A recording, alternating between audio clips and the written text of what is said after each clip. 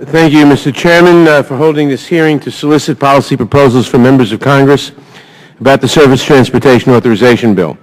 Many of us on this committee, myself included, recognize that in order to truly meet the infrastructure needs across the country, we need to write a bill that significantly increases funding.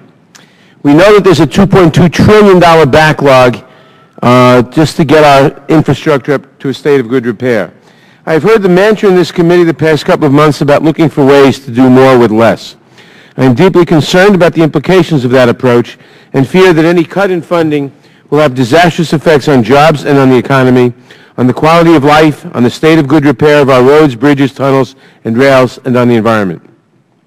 Unfortunately, considering the political climate in the House these days regarding public spending, I fear we will not report a bill with adequate funding levels.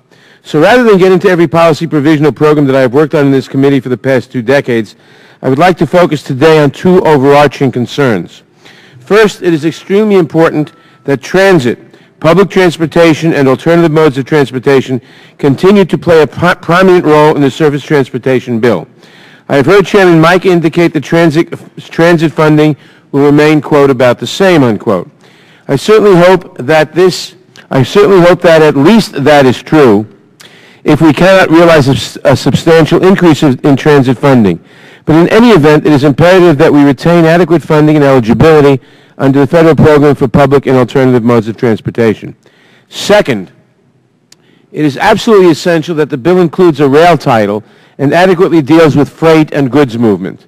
Too often we distribute funding through the silos of highways, transit, etc., and do not consider some of the bigger projects that cut across all modes, but which have a direct benefit to the highway system and commuters.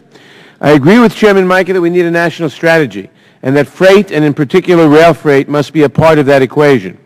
I am hopeful that in the next transportation bill we can include a program to fund projects of national and regional significance as it was originally intended, to ensure that we complete a few initiatives that are too big for one state to carry on its own, and which might not fall under the traditional eligibility requirements, but that are vital to the economy, national security, or have other significant public benefits.